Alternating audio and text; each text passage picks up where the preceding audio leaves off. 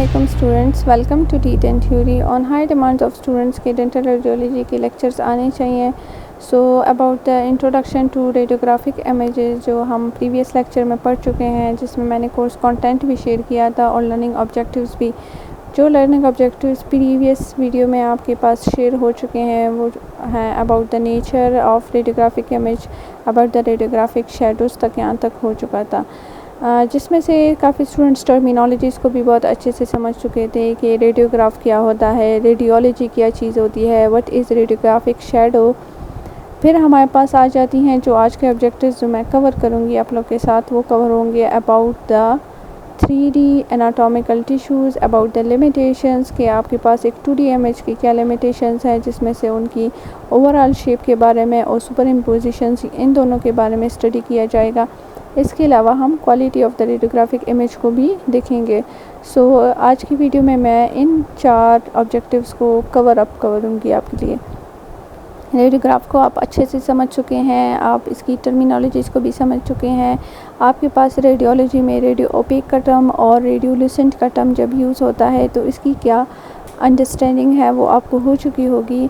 आपके पास एक image black colour का नज़र आता है तो वो रेडियोल्यूसेंट कहलाया जाता है। अगर आपके पास एक इमेज वाइट नज़र आता है तो वो आपके पास रेडियो ओपेक कहलाया जाता है। Why it becomes white and why it becomes black, because आपके पास जो एक्स रेज आती हैं वो यहाँ से पास आउट नहीं होती, एंड जब वो पास आउट हो जाती हैं किसी भी टिश्यू या ऑब्जेक्ट से तो वो आपको रेडियोल्यूसेंट यानी ब्लैक नज़र आती हैं। अगर आपके पास ग्रे शेड्स नज़र आती हैं तो इट मीन्स कि कहीं ना कहीं पे वो एब्जॉर्ब हो चुकी हैं और कहीं ना कहीं पे वो दोबारा से वहाँ से रिफ्लेक्ट हो चुकी हैं।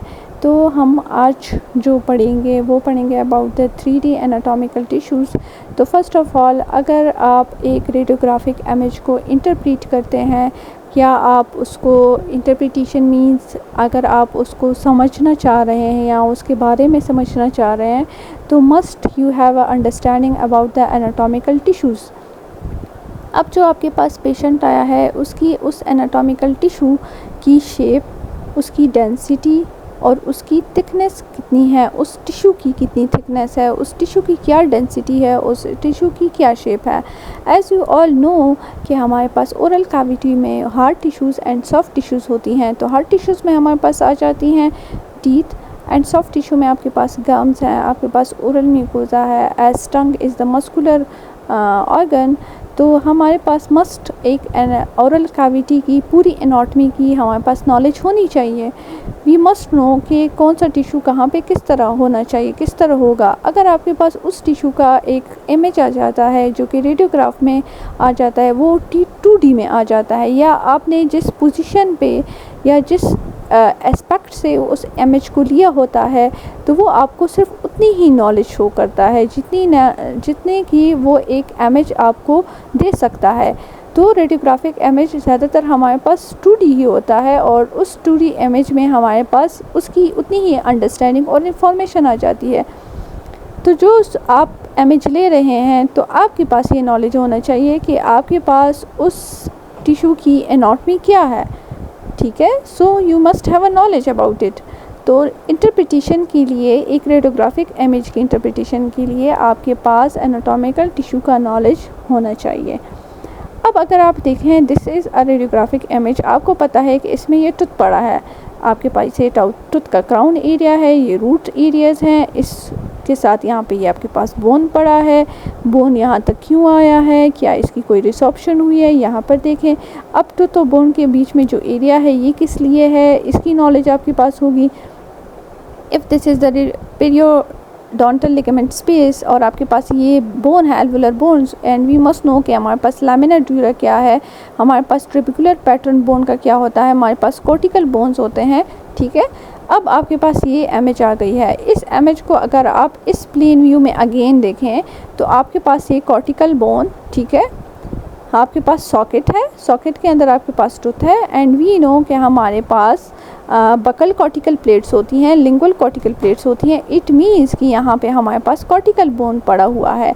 अब यहाँ पे जो कॉर्टिकल बोन है, यहाँ पे हमारे पास जो बोन है वो लैमिना ड्यूरा भी कहलाया जाता है। यहाँ पे आपके पास जो ट्रिबिकुलर पैटर्न बोन का होता है वो आपके पास स्पंजी बोन होता है। लैमिना ड्यूरा जो बोन का पार्ट है वो आपके पास मस्ट कम्पैक्ट होता है, तो वो ज़्यादातर वाइट नज़र आता है। एंड जो ट्रिबिकुलर बोन आपके पास होता है वो ज़्यादातर स्पंजी इन नेचर होता है, ठीक है। वो इतना, और ये बोन आपके पास डेंस नज़र आता है लैमिना ड्यूरा, और ये आपके पास स्पंजी इन नेचर होता है। अब देखें इसी के साथ यहाँ पे अगेन यहाँ पे ये जो बोन का पार्ट बिल्कुल कम्पैक्ट फॉर्म में नज़र आ रहा है। इट मीन्स कि ये आपके पास वही जो आपका मैंडिबल या मैक्सिला बोन, ठीक है, होगा।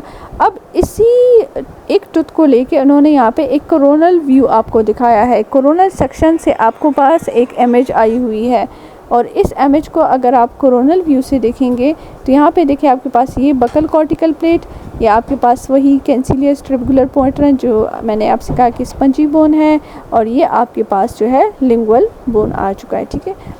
अब इस इमेज में हमारे पास और एक्स्ट्रा इन्फॉर्मेशन क्या है कि ये एरिया जो है this is the inferior dental canal, कि यहाँ से आपके पास जो आपकी मैंडिबुलर नर्व या जो इंफीरियर एल्वुलर नर्व होती है वो पास आउट होती है, तो ये इसके लिए वो कैनाल एरिया है। अब हर इमेज जो रेडियोग्राफिक इमेज है, आप जिस व्यू से या जिस सेक्शन से उस टूथ के साथ उस फिल्म को रखेंगे वो आपके पास उतनी ही इंफॉर्मेशन आपको देगा, ठीक है। सो इट मीन्स कि फ़िल्म की पोजीशन भी इम्पॉर्टेंट है। अब आ जाते हैं टूवर्ड्स द लिमिटेशंस। अब जब आप एक रेडियोग्राफिक इमेज ले रहे हैं, उस रेडियोग्राफिक इमेज आपके पास 2D फॉर्म में वो इमेज पड़ा है, और वो 2D इमेज जो है वो आपको कुछ लिमिटेशंस देता है। उस लिमिटेशंस में हम दो चीज़ें पढ़ेंगे। The first one is the overall shape of the object, कि आपके पास उस शेप ऑफ द ऑब्जेक्ट कैसा है वो आपको पता होना चाहिए। And the second one is the super imposition and assessing the location and shape of structures with in the object. तो एक आपके पास आया कि शेप ऑफ द ऑब्जेक्ट, और उस शेप ऑफ द ऑब्जेक्ट की लोकेशन क्या है, उसकी स्ट्रक्चर्स वहाँ पे क्या है। अगर एक स्ट्रक्चर के सामने फिर चौथा या तीसरा या जो आगे पीछे जो स्ट्रक्चर पड़ा हुआ है, वो स्ट्रक्चर फिर आपके पास तो एक सामने का इमेज आ रहा है ना, आपको तो सामने का स्ट्रक्चर नज़र आएगा, तो जो उसके पीछे स्ट्रक्चर्स होंगे वो तो आपको नज़र नहीं आते, तो उसके साथ वो वहाँ पे वो स्ट्रक्चर्स भी पड़े होते हैं। तो आपको तो एक लिमिटेड इन्फो दे रहा है, but you must have a knowledge about the overall structure, about the overall anatomy of that object और दैट स्ट्रक्चर। सो आप पढ़ते हैं कि ओवरऑल शेप के बारे में आपके पास नॉलेज होनी चाहिए। अब ओवरऑल शेप की नॉलेज आपके पास क्या है, कैसे आएगी, या आप कैसे एक इमेज से उस चीज़ को इंटरप्रेट कर सकते हैं। तो एक आपके पास ये है कि आपने जब एक इमेज लिया, फॉर एग्ज़ाम्पल हम इस हाउस को ले लेते हैं, दिस इज़ द हाउस, ठीक है। इस हाउस को जब हम फ्रंट व्यू से देखते हैं तो हमें नज़र आ रहा है कि अच्छा ये एक हाउस है, इसके पीछे ये एक कोई पिलर वगैरह पड़ा है, ये इस तरह नज़र आएगा। तो आपने इस ऑब्जेक्ट या इस हाउस की जब एक फ्रंट इमेज देखी, फ्रंट व्यू देखा, तो आपके पास सिर्फ इतनी इन्फॉर्मेशन आई कि यस ये है, ये इसके पीछे पड़ा है, ठीक है, या ये इसके साथ है, या इसके ऊपर बना हुआ है। लेकिन जब आपने साइड व्यू पिक्चर ली तो साइड व्यू की इमेज से हमें पता चला कि अच्छा हाउस है, हाउस के पीछे जो ये एक पिलर है या जो चीज़ खड़ी है, इसके बीच में ये देखें स्पेस भी है। तो साइड व्यू से मेरे पास और भी इसके बारे में इंफॉर्मेशन आ गई। लेकिन जब इसको प्लेन व्यू से देखा गया, ऊपर से इसको देखा गया कि अब ये एक इमेज या जो ऑब्जेक्ट है ये कैसे पड़ा है। So this is the house, और हाउस के पीछे जो पिलर है वो पिलर राउंडेड फॉर्म में है। अब तक हमें ट्राइंगुलर नज़र आ रहा था, तो जब ऊपर से हमने देखा वो ट्राइंगुलर हमें नज़र आया, और जो इसके बीच में जो ये स्पेस था, ठीक है, इस पिलर और हाउस के बीच में, वो आपके पास स्ट्रेट नहीं है, वो आपके पास ये देखिए थोड़ा कर्व टाइप है। तो हर एक इमेज, हर एक व्यू से जब आप देखेंगे तो उसके मुताबिक वो आपको इन्फो देगा। सो लिमिटेशंस तो 2D इमेज की आ गई, लेकिन आपके पास must you have a knowledge about the overall shape, about the overall anatomy of that object, ठीक है। तो यहाँ पे आप स्लाइड्स में देखें तो आपको यही कहा जा रहा है कि to visualise all aspects of any 3D object it must be viewed from several different positions. तो अगर आप चाहते हैं कि उस ऑब्जेक्ट के बारे में, बिकॉज आपके सामने जो पेशेंट है, आप जिस ऑब्जेक्ट का रेडियोग्राफ ले रहे हैं वो आपके पास 3D फॉर्म में है, लेकिन जो इमेज आता है वो इमेज मेरे पास 2D में आ जाता है। तो यकीनन मैंने उस 3D ही ऑब्जेक्ट का अगर इमेज लेना है तो वो मैं डिफरेंट पोजीशन से लूँगी ताकि मेरे पास और भी एक्स्ट्रा इन्फो आ जाए, ठीक है। और जैसे यहाँ पे हाउस के एग्जांपल से समझा दिए आप, ये पॉइंट, ये स्लाइड और ये जो आपके पास फिगर के साथ मेंशन है डिस्क्रिप्शन, इसको आप पढ़ें तो आपको और भी अच्छे से समझ आ जाएगा। अच्छा, unfortunately it's only too easy for the clinician to forget that T10 patients are 3D। Clinicians वाकई भूल जाते हैं कि मेरे पास सामने जो पेशेंट है बैठा है या जो उसका टूथ है जिसका मैंने इमेज लेना है वो एक 3D है, ठीक है। उसकी हर एक्सपेक्ट से उसके बारे में मुझे पता होना चाहिए, लेकिन हमारे पास जब रेडियोग्राफ आ जाती है तो वो हमें सिर्फ लिमिटेड और एक ही एक्सपेक्ट से इंफॉर्मेशन दे देती है। तो अगर आपको एक्स्ट्रा इन्फो चाहिए उस ऑब्जेक्ट के बारे में, उस स्ट्रक्चर के बारे में, तो आप कोशिश करें कि आप उसको हर एस्पेक्ट से देखें, ठीक है।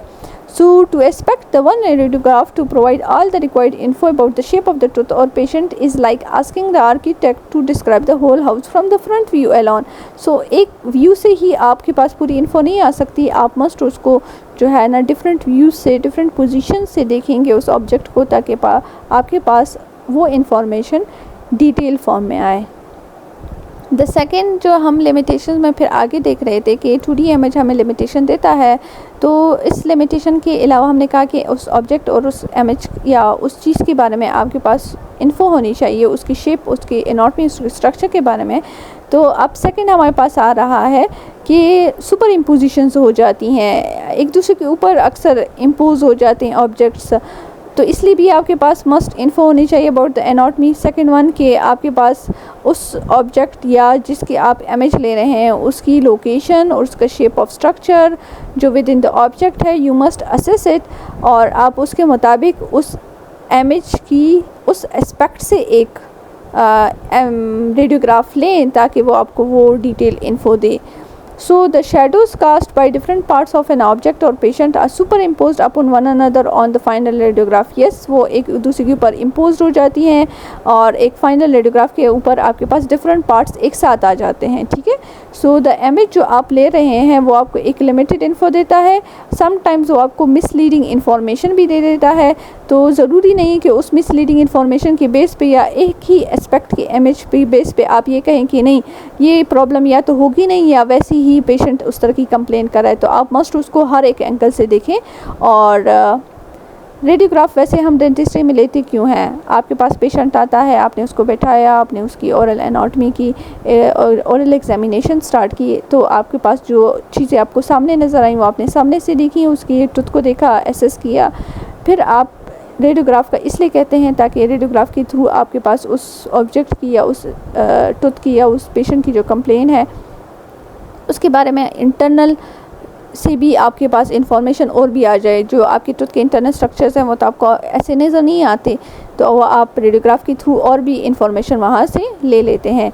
तो जब आपके पास पेशेंट आया, उसने कंप्लेन की, तो मस्ट आप रेडियोग्राफ लें, आप उसके थ्रू भी मालूम करें, रेडियोग्राफ को डिफरेंट एस्पेक्ट से देखें और फिर उसके बेसिस पे अपनी डायग्नोसिस किया करें। बिकॉज जहाँ से यहाँ पे हमने इन स्लाइड्स में देखा कि 2D इमेज की वजह से समटाइम्स आपके पास इन्फो लिमिटेड और मिसलीडिंग आ जाती है, तो you must have a knowledge about the anatomy, patient anatomy, the tissues anatomy, ठीक है। अब इस रेडियोग्राफ को देखें तो इस रेडियोग्राफ को उन्होंने लिया है ऑसिपिटोमेंटल व्यू। तो ऑसिपिटल बोन आपका जो बैक का बोन आ गया स्कल का, और मेंटल व्यू आपके मेंटल बोन, ठीक है। आपका जो मेंटल यानी जो आपका चिन एरिया है, wait let me, this is the mandibular bone, ठीक है। तो मैंडिबुलर बोन आपके पास आ गया, आपके पास मैंडिबुलर बोन का बॉडी होता है, आपका रेमस पार्ट होता है, एंगल पार्ट होता है, ठीक है, और यहाँ पे आपका मेंटल बोन एरिया, और यहाँ पे आपके पास मेंटल कैनाल भी होती है जिसमें मेंटल फोरामेन भी कह सकते हैं, जिसमें आपके पास मेंटल नर्व पास आउट होती है। सो इस व्यू से इन्होंने यहाँ पे इमेज लिया है, ठीक है। अब यहाँ पे बोन के साथ अगर देखें तो ये पेशेंट का सर, ये इसका ये वाला एरिया जो है this is the occipital bone. तो जब इस व्यू से उन्होंने इमेज लिया है तो देखिए पेशेंट का ये अब इमेज आ गया, ये इसका नोज़ पार्ट है, ये इसका फेशियल बोन्स इसके आ गए, मैक्सिला आ गया, ये इसका मैंडिबल आ गया, ठीक है, ये इसकी या मैंडिबुलर टीथ हैं, ये उसके अपर हैं, ये रेडियो ओपेक एरियाज़ हैं जो शो कर रहे हैं कि इन टीथ में फिलिंग्स हुई हैं, और ये पार्ट शो कर रहा है कि यकीनन उसके नोज़ पार्ट या यहाँ एरिया पे कोई ऑब्जेक्ट है, ठीक है। जो एरोस के थ्रू शो हुआ है। So limitations of the conventional radiographic image have very important clinical implications and may be underlying reason for a negative radiographic report, because जो हमारे पास images आ जाती हैं वो limited info देती हैं और limited info की वजह से आपके पास negative radiographic report आ गई हैं। So इसकी बहुत ज़्यादा importance है आपका कि आपकी radiographic image जो है वो detailed होनी चाहिए। आप उस image को या radiograph को different aspect से लें ताकि वो आपको complete info दे सकें। So the fact that a particular feature or a condition is not visible on one radiograph, ठीक है, एक ही radiograph पे आपके पास visible नहीं होता, it doesn't mean that the feature or condition doesn't exist कि so it doesn't mean कि अगर आपको वो visible नहीं है तो वो exist नहीं करे, merely it can't be seen, हो सकता है वो आपको नज़र नहीं आ रहा, ठीक है, या आपके radiographic image में वो cover up नहीं हुआ। आ जाते हैं about the quality of the radiographic image. So quality of radiographic image में इम्पॉर्टेंट है कि आपका इमेज जो है वो कंट्रास्ट होना चाहिए, एक अच्छे कंट्रास्ट में। सो कंट्रास्ट मीन कि उसमें डिफरेंसेस होनी चाहिए एक इमेज में कि कौन सा एरिया आपके पास ब्लैक नज़र आ रहा है, कौन सा वाइट और कौन सा ग्रे शोल्डर शो कर रहा है, ठीक है। वैसे जब आप लोग कपड़े लेते हैं तो कंट्रास्ट में लेते हैं कि ये कलर इस कलर के साथ अच्छा सूट करे, बिकॉज वो डिफरेंट कलर्स होते हैं। तो आपकी रेडियोग्राफिक इमेज की क्वालिटी के लिए भी ये इम्पॉर्टेंट है कि वो उसकी अच्छी कंट्रास्ट हो ताकि उसकी विजिबल डिफरेंसेस आपको नज़र आएँ, ठीक है। द सेकंड वन क्वालिटी में आपके पास आ जाए कि इमेज की जियोमेट्री। आप इमेज की ज्योमेट्री में ये कि आपका अब जो रेडियोग्राफिक फ़िल्म है आपने उसको किस पोजीशन पे रखा है, यानी जिस ऑब्जेक्ट या जिस स्ट्रक्चर की आप इमेज चाहते हैं तो उसके लिए आपने उसको कैसे पोजीशन किया है, साथ में उस ऑब्जेक्ट की पोजीशन क्या है, और साथ में आपकी रेडियोग्राफिक जो आपकी एक्सरे बीम है या एक्सरे की जो ट्यूब हेड है वो कैसे आती है। ज़्यादातर आपने देखा होगा डेंटिस्ट्री में, if this is the tooth patient के माउथ में है, ठीक है, तो जो हमारे पास एक्सरे ट्यूब हेड होती है वो इस तरह होती है, तो हम इसको यहाँ पे पोजीशन कर देते हैं चीक के साथ या उस टूथ के एरिया के साथ। सो इसकी पोजीशन, इस ऑब्जेक्ट की पोजीशन और साथ में आपके पास ये जो फिल्म है इसकी पोजीशन इंपॉर्टेंट है, इन तीन चीज़ें की, ठीक है। So this is image geometry. Third one quality के लिए इम्पॉर्टेंट है कि आपका एक्सरे बीम जो है उसकी क्या करैक्टरिस्टिक है। ये जो एक्सरे है इससे जो बीम्स निकल रही होती हैं, जो एक्सरे बीम है, सो दिस पार्ट इसकी करैक्टरिस्टिक्स क्या हैं, और फिर आपके पास इमेज की अपनी शार्पनेस और रेजोल्यूशन कैसी है, क्या वो क्वालिटेटिव इमेज है कि नहीं। जैसे आजकल के आप जो फ़ोन्स यूज़ कर रहे होते हैं कि मुझे एक अच्छा कैमरे वाला फ़ोन चाहिए, क्यों, क्योंकि वो अच्छी इमेज देता है। सो इस तरह रेडियोग्राफ में भी हमें एक अच्छी क्वालिटेटिव इमेज चाहिए होती है ताकि उसमें से हम उन स्ट्रक्चर्स और जो हमारे पास इंटरनल स्ट्रक्चर्स की एनाटॉमी है वो हमारे पास इजीली विजिबल हो और हम उसको डिफरेंशिएट भी कर सकें और उसके थ्रू हम उसकी इंटरप्रिटेशन करते हैं, ठीक है। So these factors are in turn dependent on several variables, और अगेन ये क्वालिटी ऑफ द इमेज के जो फैक्टर्स है वो डिपेंड किस पे कर रहे हैं, the density of the object, की जो ऑब्जेक्ट है जिसकी आप एक्सरे ले रहे हैं उसकी क्या डेंसिटी है, क्या वो लेस डेंस है या मोर डेंस ऑब्जेक्ट है। The second one is the image receptor, यानी जो आपका फिल्म है जिस पे इमेज ने आना है वो कैसा है। And the third one is your X-ray equipment, कि जो एक्सरे इक्विपमेंट आप यूज़ कर रहे हैं वो कौन सा एक्सरे इक्विपमेंट है। आजकल तो डिजिटल एक्सरेज भी आ चुकी हैं, तो वो कौन सा। सो अगेन हमारे पास क्वालिटी के लिए ये तीन चीज़ें भी इम्पॉर्टेंट है, ठीक है। नेक्स्ट हमारे पास पोजिशनिंग है। इंशाल्लाह नेक्स्ट लेक्चर में हम about the positioning of the X-ray equipment या एक्सरे बीम, उसको हम कैसे पोजीशन करेंगे, कैसे हमने इमेज लेना है, वो हम नेक्स्ट लेक्चर में पढ़ेंगे। होपफुली आपको यहाँ तक अच्छे से समझ आ चुका होगा। In case you have any question आप कमेंट में भी मेंशन कर सकते हैं। आप मुझे मेरे इंस्टाग्राम पेज पे भी फॉलो भी करें और वहाँ पे भी आप कमेंट कर सकते हैं, मैसेज भी कर सकते हैं। Thank you for today's